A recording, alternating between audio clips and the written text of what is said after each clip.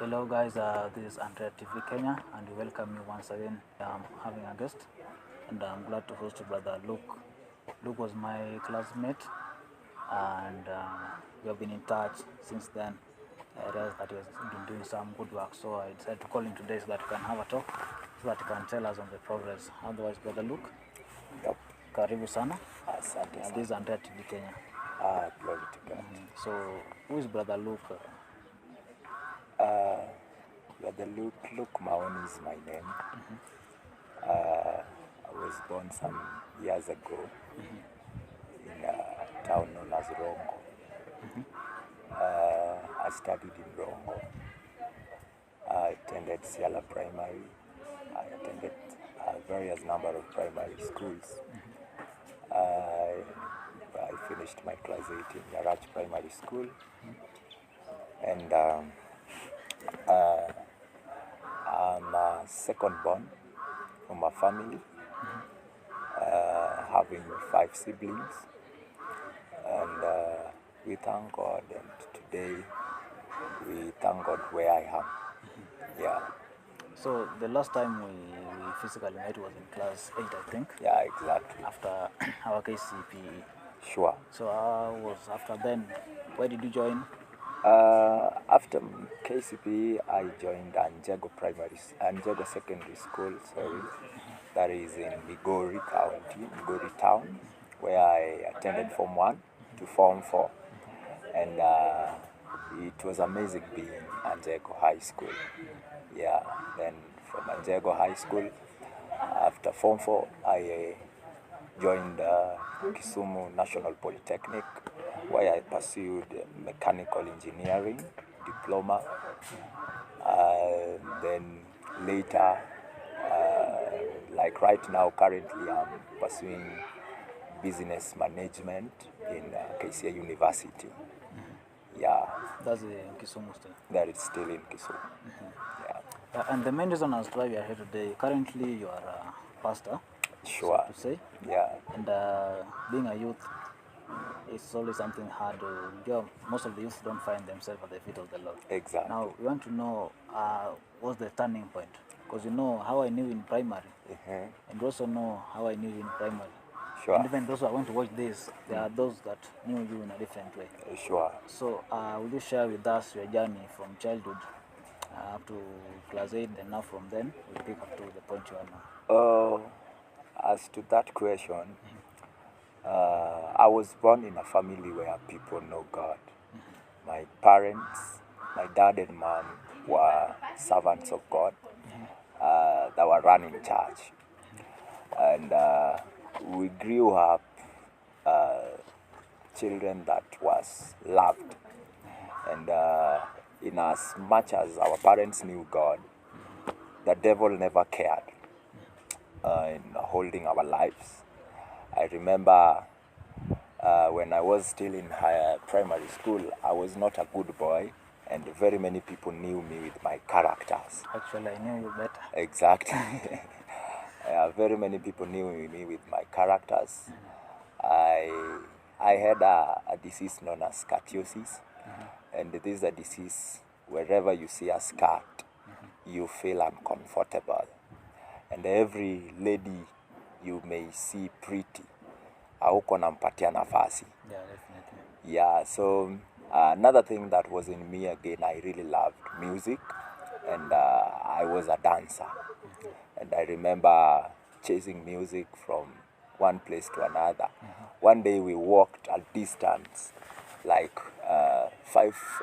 around 10 kilometers, just chasing the music. So it has never been easy. It was a life of struggle, a life that very many people are testifying. And when I joined high school, I remember with my characters, I became famous in that school within a day.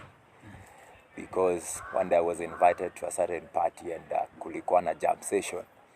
And wakatupea chance ya kudance. So chance ya kudance, after all they found that I was the only best dancer there. And Makio was given a lady. So huyu msichana nilipewa, tukaekewa bend over. So just imagine how we were dancing to bend off. And I know by then, by the time you were in high school, rhythm was on fire. Yeah, rhythm was on fire, and we used to do it. Yeah. We used to do it with passion, and we really loved it so much. And I remember it was not easy, and we really loved the world. But later on, we found that the world was having nothing good. Yeah, it was having nothing good. So when I was in high school, the devil visited me, and I was caught up with a disease known as tuberculosis. And this came after me showing my mom some disrespect. When one day I woke up from my house where I was sleeping, and she was telling me to go and mop the house. And I have some younger siblings. So I told her, Mom, mimi ndo umeniona na kupiga duster. So akasema like, huyu mtoto anaongea na mimi aje? Akaniambia, look, I will never send you. So it's better I just leave you. And she cried there, and that thing hit my life. And after that, I went back to school. I got this disease, so I don't know where it came from. And I could cough blood. I could not associate with people where I was sleeping. Watu walikuwa wamehama. I remained alone. And whenever I coughed, the things that nilikuwa nimecough sikuwa naweza meza ndani tena. So nilikuwa nazitema nje. So it was not easy for me, and one day I sat in class, and when I was disturbed, and unakumbuka tu like mtu anakohoa na watu wanasoma, and they don't. Yeah. So even my performance ikakuja ikareduce, and I came back to my senses, and I remember the God that my parents carry. And I remember I approached a certain spiritual leader there that I shared with my situation, and the answers I got from him was not the answers I expected. He told me like, look, you know what? There is nothing I can help you with, because you know what to do. You are coming from a family where people know God, and it's high time you come out from my seat, my area. So that night, I remember it was a night of transformation of my life, and I remember crying the whole night, looking for Christ. And I remember that night, when I woke up in the morning, I found myself on the floor. And that is where an operation happened in my life. The tuberculosis in me dried immediately. And from that day, I've never coughed. I've never taken drugs for tuberculosis. And from that time, it has been a journey. Yeah. Which form was this? I was in form 3 by then, around first term, second term. Yeah, sure. And so how did you find yourself on the floor? What was how I found myself on the floor, I can't explain, because I was on the bed and I was so bitter. I wanted Christ because there was no solution, because all my friends have run away. I've remained alone. And hata niende nyumbani, there is nothing that I can get well. And I really just wanted to get healed and to seek for this Christ. And out of all these things, Christ is the only person who came for me and helped me. And after that, everybody who ran away from me, they were finding themselves coming back. Yeah, because it was a transformation. Yeah, so from then, I made an oath and a covenant that I will serve God. That I will serve God, and I will do my level best to serve God. Yeah. And so how did you find yourself adapting to the fact that you changed from the worldly things now to the Christian life? Actually, it was not easy. it was not easy at all, being that also there were a lot of friends that I had that we used to do the worldly things with. The way people knew me in high school, they knew me as a bad boy. And even in the same high school, I used to have girlfriends. And because it was a mixed school. So it was like, people are trying to understand, is it true that Luke is born again? Yeah. And there were a lot of judgments, and people were saying, we will see mali atafika na hiyo salvation yake. And it wasn't so painful though, losing some of your best friends, because they were now not being in the capacity where you want them to be, because now you can't interact well, you can't share ideas, you can't spend time together, because they just feel like you want to be too spiritual. Yeah, you want to be too spiritual. Where secular music is, you don't want to be there.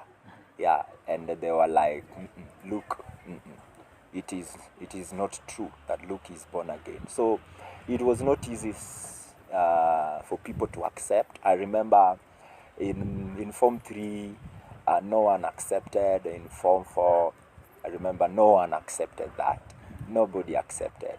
But it was consistency and persistence that I made a decision that I just want to serve God, because I've seen what He can do. And with all that, however much, I was now getting some also rejection, because you find like people now don't want to associate with you. Yeah, and I just persisted.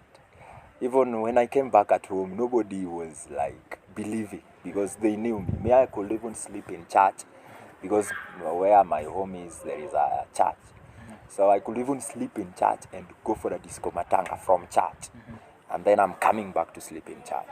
People knew me in my area.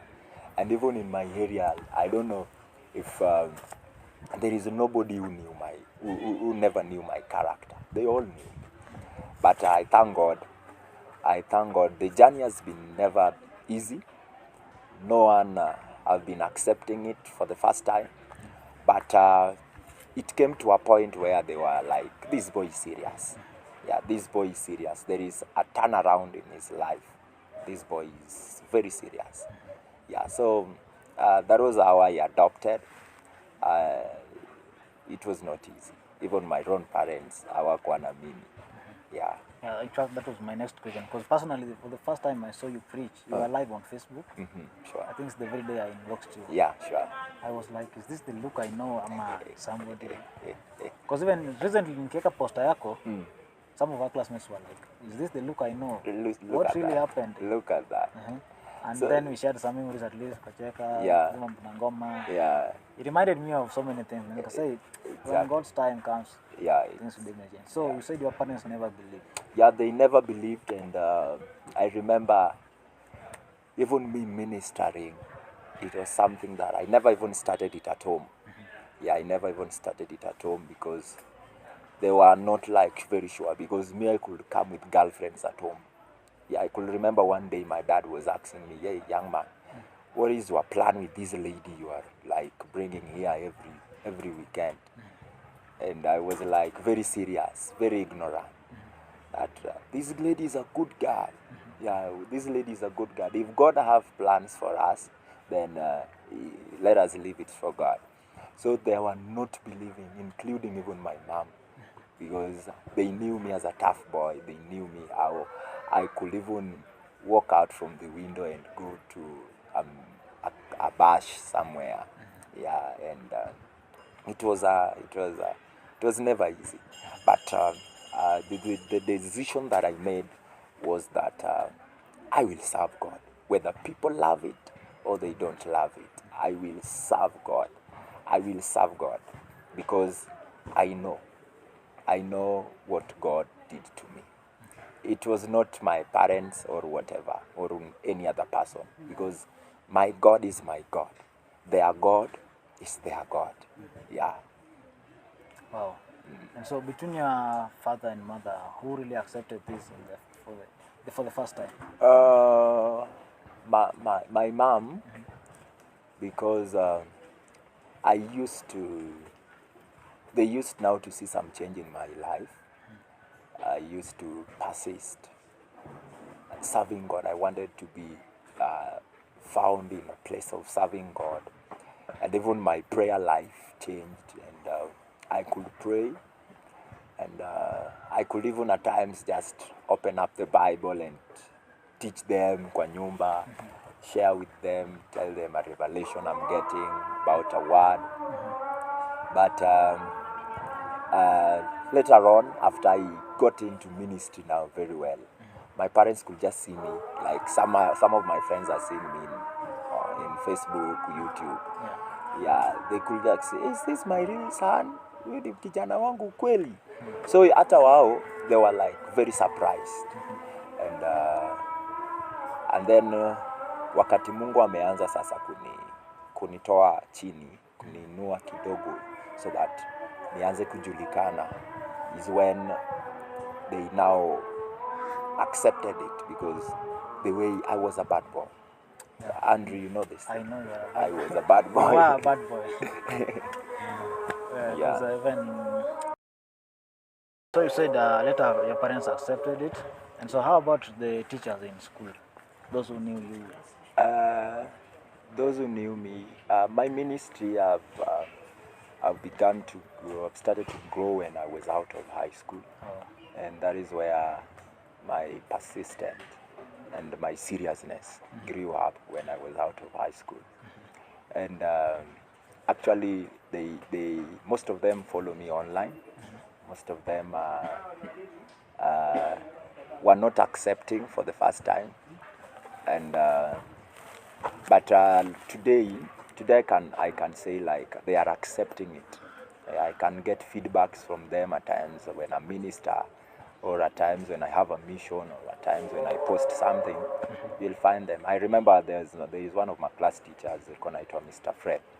Yeah, Mr. Fred is one teacher who knew me very well, knew me with all of me, all of my characters. Yeah, I was so impressed when and encouraged when he texted and he told me, look, keep it up. That is the good way to go. Yeah, keep it up. So they are accepting it, being that they were not accepting it before in high school, but they are believing it. I remember when I was in Form 4, I was a school MC for the church, the moderator. So every Sunday I was moderating service. So every lady there, I get testimonies, I get their feedbacks. Wakisema, look, we knew your salvation life ilikuwa ya kujifanya, and we knew ulikuwa naenda kuanguka. At times ukisimama pale mbele ukisema Bwana sifiwe, we knew maisha yako ilikuwa ya kujifanya, because we knew you with all your girlfriends. Yeah. We knew you. So we moved on, and I was just there, persistent, and I was not caring much about what people say. I was never caring. And at times people could ask me, look, are you really serious? Normal. It's like you are crazy in mind. Yeah, you are very crazy. You know, we know you. We know you and what you can do and what you cannot do. It is something not easy to accept, because for me it took me time. It took you time. Yeah, it took you time. It took you time. Even our class teacher, Mrs. Ajoy. Yeah, Mrs. Ajoy once texted me. She commented in my post like, look, my son, you should come and visit me. Yeah, you should come and visit me. So such feedbacks, they give you strength and courage to push, because people you never knew can accept this. They're like believing it now. Yeah, they're like believing it now. that's good. So in case for Madam Joey, you should plan and go. Yeah, possibly you call me so that we can go together. Yeah, I will go. Niende nisafishe jina kwa mimi, bara ananijua na ile bara ananijua na ile tabia yangu, basi kumsumbua sana anyway. Yeah, sure. And so getting salvation and getting into the ministry are two different things. Yeah. Once you chose God, so how did you find yourself in the ministry now, that now you can preach and stuff? Actually, to the ministry now, I can say that it is a calling. It is a calling from God. You can be saved, but not called. Yeah. You can be saved, but not too much into the ministry. It is something that was internal. It is something that it was allocated for me. It is a calling that I believe that it is a calling. After saving my life, he called me. However much I was doing it, but I was not doing it the appropriate way. But he called me to preach his word, to share his goodness, and to tell people that Jesus still lives. Yeah, and every time I talk about that, I feel good. You know, something that it is in you, and you talk about it, you feel amazing. Yeah, definitely. You feel so good. So when I talk about him, I feel like being encouraged, and I feel like I should do it daily. Yeah, it is something that I can do. I can do it today, tomorrow, the following day, even throughout the year. And forever. Yeah. Okay. And that's a very good move. And so my question when was your first sermon? Or when did you start the first sermon that you ever did? Oh, my first sermon I did when I was at home. Actually, that day was a youth service day, and I got an opportunity. And I remember I was teaching about spiritual maturity, when somebody is saved and how should somebody be mature. And I remember how weak I was talking, very weak. I had no zeal. I was so afraid. But also where I found like there was something secret with me, leave alone the first time. There was a mission that we were invited. In fact, I was invited as a translator, Kiswahili to English. Yeah.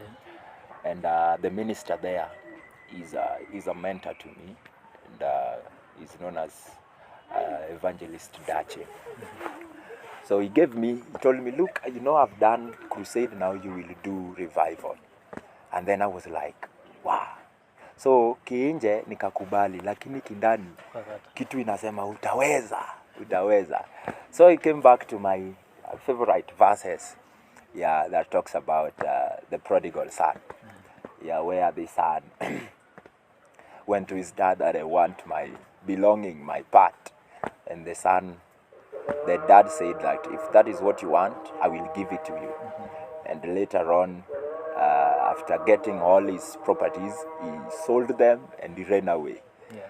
So running away to the other side of the world, things got was so complicated, and life ikakuwa hard after spending all that he had. Later on, he came back. He found that he had nothing. New friends he had, wakakimbia wakamwacha sababu pesa imeisha. Yeah, so this thing was so amazing to me, and I remember that day when I was talking about it, it was coming out as a real life story. And I remember quite a number of people got born again, because there are a lot of people that are missing the mark in the contest of the prodigal son. Yeah, prodigal son is like, very many people are lost in the world. Yeah, definitely. Yeah, they are lost in the world, and even right now. Even people that are watching us, there are a lot of us that are out and they are lost. They don't know where they should go. They don't know what they should do. So the encouragement that someone was always encouraging me is like, however much you can be so bad, you can be so desperate, you can be so lonely, but there is Jesus who can accept you back. Yeah, there is just Jesus who can accept. Like my story, you know, I remained alone. I was just like the prodigal son, because my parents walishaniacha kwa mikono ya watu sababu I was so tough. I was not being corrected. I was just a tough boy. But Jesus was the only person that I could run to. So he accepts people to come back. So that was my first amazing sermon that I won't forget. And we bless God. Yeah. And so currently you are ministering at Kisumu. Yeah. How did you find yourself in Kisumu? So Kisumu, I found myself when I went to school, campus, college, and I was staying a little bit far from school. So one day I was walking looking for a church to attend, and when I was looking for this church to attend, I remember I was walking in the streets of Manyata, and then I passed a certain church. And when I was passing this church, something told me after passing it that, look, this is the church you are supposed to go. Rudi kwa hii church. Was it on a Sunday? It was on a Sunday, and then the same time, I was looking for one of my cousins because I wanted to relocate from where I was staying. I wanted to stay with my uncle. So there is a cousin I was looking for. So when I entered that church, coming back after getting a certain voice, I came back. Then nikiwa hapa ndani, naona huyu kijana. So it was something very ironical. Or the boy you were looking for? The cousin I was looking for. Okay. So nikampata hapa ndani without a call, it was a miracle. Yeah. So I say, like, the church that God gave me in Kisumu was a prophetic church, and it was a church directed by God to me. And that church has been a blessing. It's known as Jesus Missionary Fellowship Church. It has been a blessing to me so much. However much it's not easy, but it has been a blessing to me. I've grown there, and I'm now who I am because of that church. Because it has given me opportunity to build up my gift and build up the ministry that God has laid in me. Exactly. So personally, there I'm acting as the youth leader. Yeah. Wow, that's fantastic, guys. As you can see, we are with Luke Maoni, and his journey is amazing and inspiring as well. So just stay tuned until we are to the end of this interview. We are taking a very short break, and we'll be right back after some moment.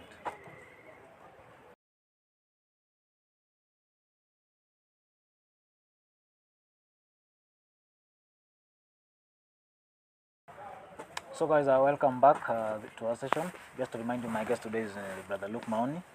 And so Luke, after getting into the ministry, you are currently into the ministry. What are your future plans as a youth still? At this point, I'm doing ministry, I'm in school, and I'm working.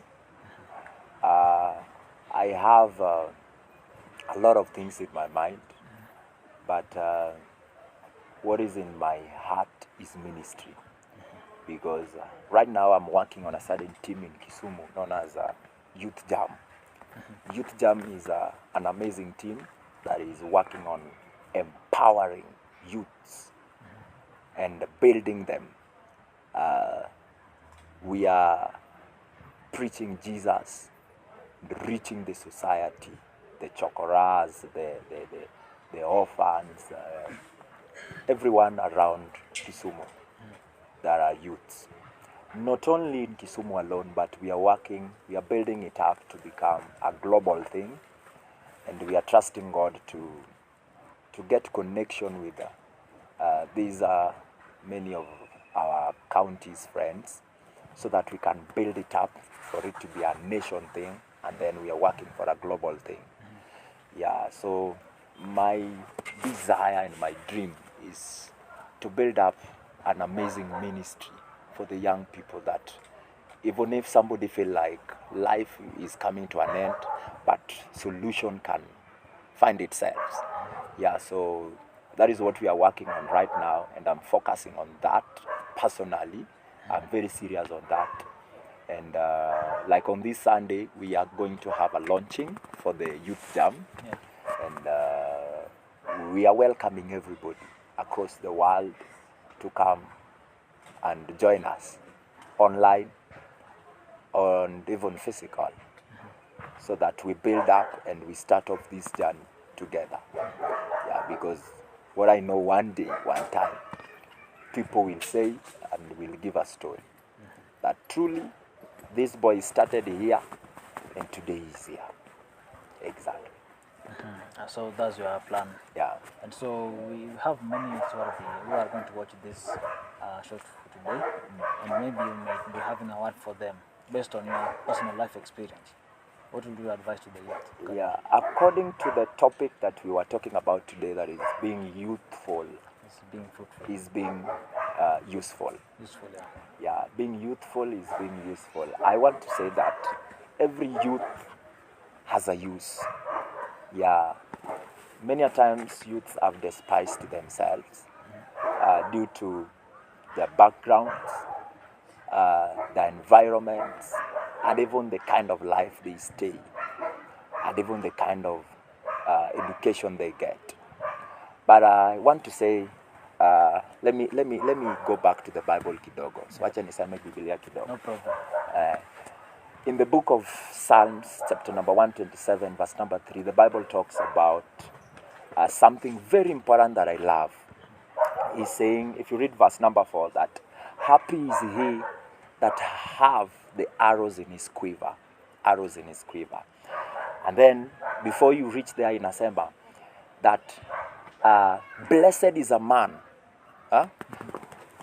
Blessed is an hunter or a warrior who have arrows in his quiver.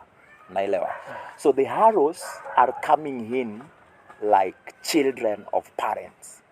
Are you getting that? Yeah. So if you know you are a young person and you are a youth, you are an arrow of your home. To mean, what is the work of an arrow? Is to shoot an enemy. Sindio? Yeah. And many a times warriors wakienda kwa field to hunt, they use an arrow to get the prey. Sindio, hiyo ni kweli. So every youth is useful because parents don't give birth to us so that we be a disappointment to them, but they give birth to us so that we may be an important asset unto them. There are people that are looking towards you, my dear friend. There are a lot of friends that are looking up upon your life, and there is no importance of giving up in life.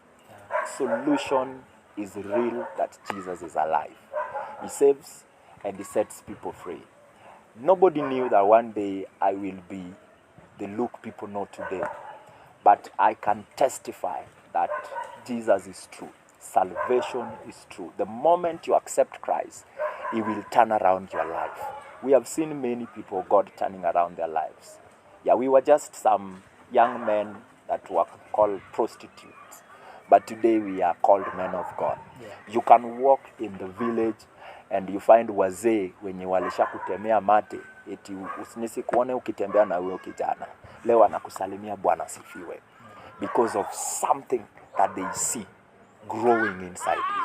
So there is power when somebody accepts Christ and live with Christ. And allow me just say this. In the world we stay today is dark. It's very dark. Illuminati is real. Devil worshipping is real. Witchcraft is real. A lot of things that are happening in this world today, they are not well. Because the Bible said that the devil comes to steal, to kill, and to destroy. My friend, if you won't allow yourself to live with Christ, I tell you, you will find yourself messed up with. So allow Christ to live in you. Allow Christ to take charge over your life. And you will never regret this. Amen. Thank you. That was a powerful sermon and an advice as well. And so we are wrapping up, and just facing that camera, you can invite people, your friends, to like and subscribe to Andrea TV Kenya, because this is one of the biggest channels that is coming up, and it's for the youth. It's not even personally for me.